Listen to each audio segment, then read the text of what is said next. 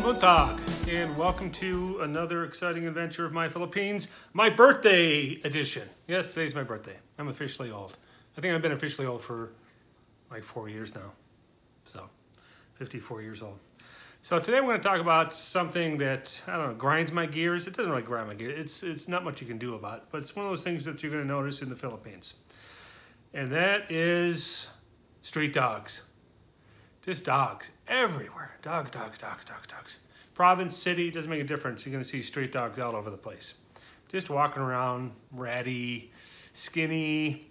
Now, first off, we know that it's because of poverty. To spay and neuter and feed and take care of a pet costs money, and a lot of the Philippines, they just don't have the income, not a disposable income like that.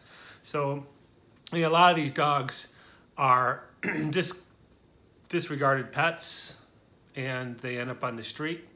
A street dog is a skal, and I'm pretty sure, like, if it's a pet.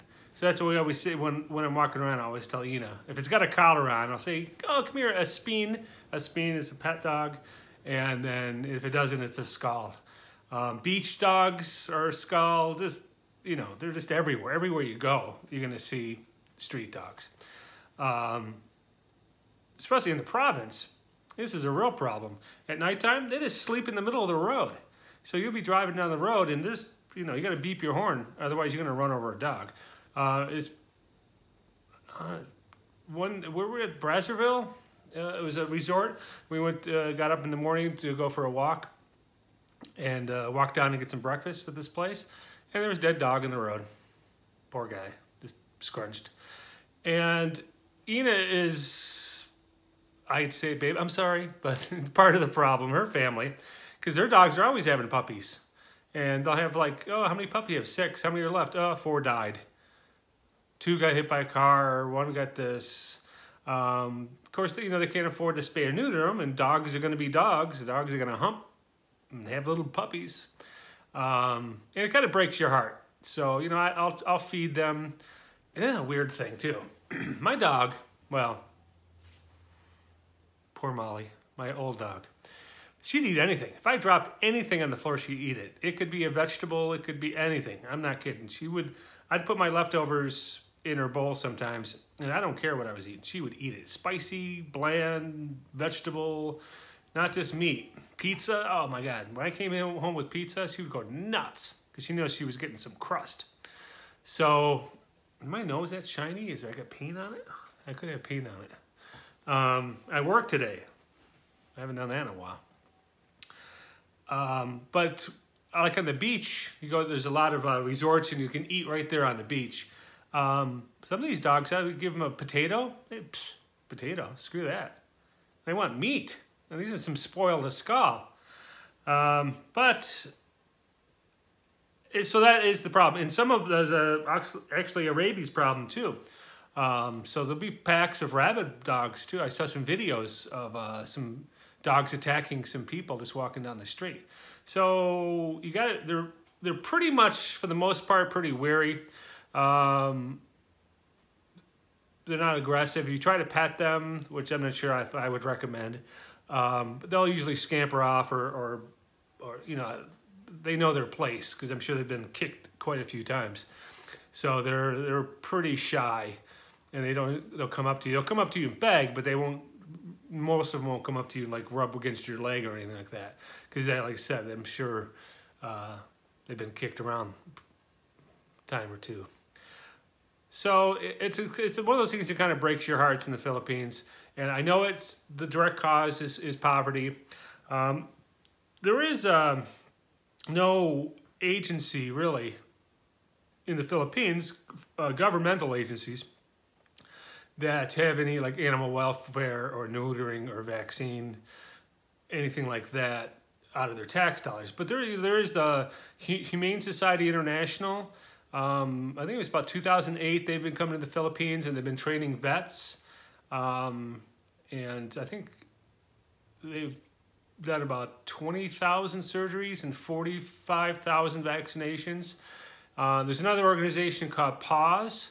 Now, the Humane Society International and PAWS won't take in stray dogs. They don't have the facilities or the financial means to take in stray dogs. What they do is they'll fight for stronger legislation for welfare of the animals, education, things like that.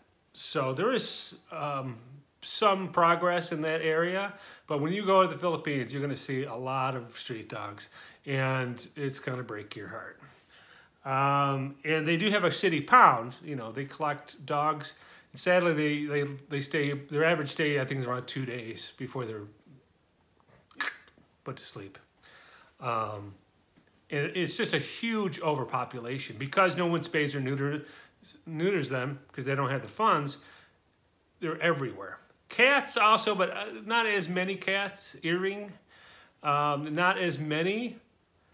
I didn't notice, and they seem to be a little tad more friendly, and they're, I think, more prepared to take care of themselves. They're like little tigers, so they seem like, and they're missing their tails a lot. A lot of cats with no tails, you'll see there. So anyway, I think it was a British lady in the 50s who started a pause there in the Philippines.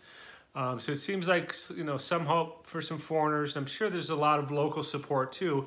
But like you said, once again, it takes money to fix the problem. Jot a few notes down, but I think I got over that. Yeah, pause, they spade and neuter, campaigns, prosecution. I'm not so sure what they mean. They prosecute people who are abusive to them. They lobby for stronger welfare laws, education. They don't take in strays. Oh yeah, so the Humane Society International since 2008 have trained 70 to 75 vets to do the surgeries and give the vaccines. So like I said, it's improving on paper anyway. I haven't seen any improvements in my travels there. There's street dogs, and I'd like to send Yna some money and tell her to, you know, just pick out 2 dogs that you want to keep at your house and get them spayed or neutered. Because but they can't feed them, and they're always having puppies. And so many of them die, but a couple of them live. And what are they going to do? They're going to grow up and have more puppies. There's an overpopulation of dogs in the Philippines. So put your comments in if you have experience with a skull or a spine. Put your comments below. If you have some new information or something, an agency that I'm not aware of that's helping out, put that in the comments. And happy birthday to me. Thank you. I know. Thank you. You're wishing me well wishes, I'm sure. And stay classy. Subscribe. Like. Comment, share, all that jazz. And as always, stay classy.